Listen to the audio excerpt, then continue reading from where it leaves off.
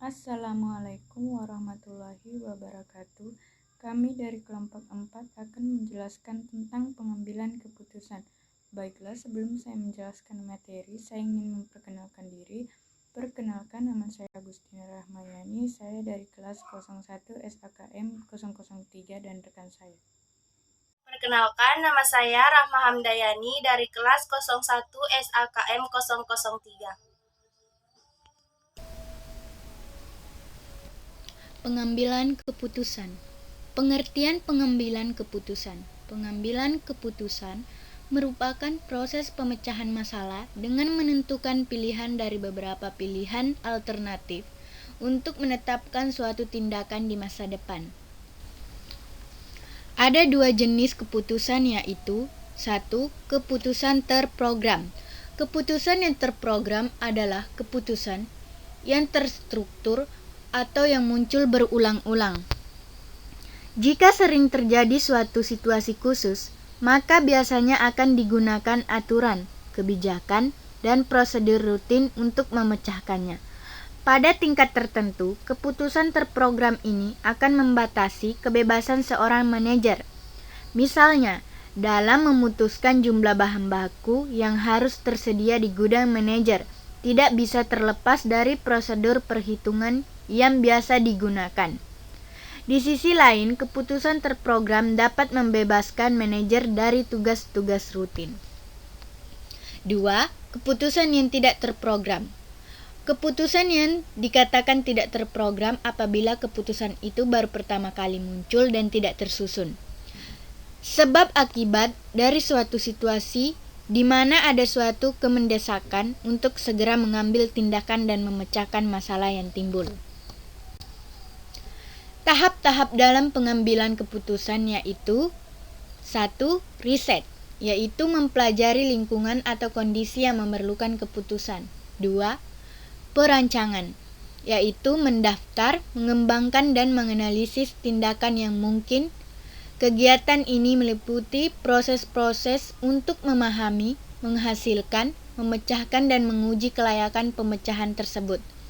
3. Pemilihan, yaitu menetapkan arah tertentu dari totalitas yang ada.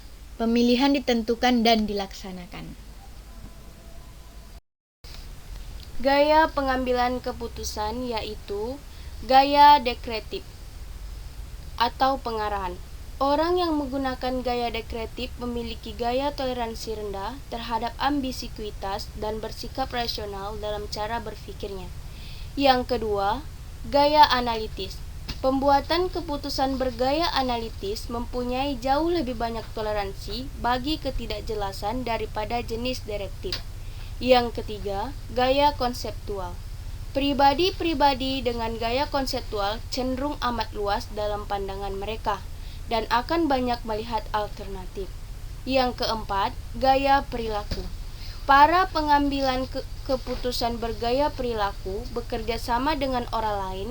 Mereka menaruh perhatian terhadap presentasi anak buah dan rela menerima saran dari orang lain.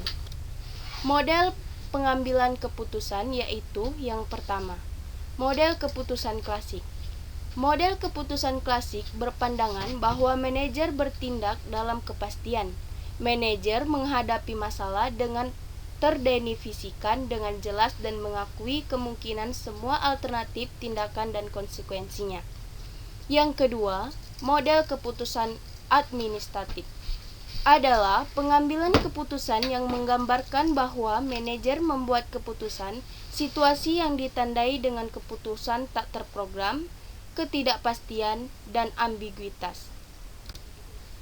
Keputusan individual dan kelompok yaitu: yang pertama, keputusan individual.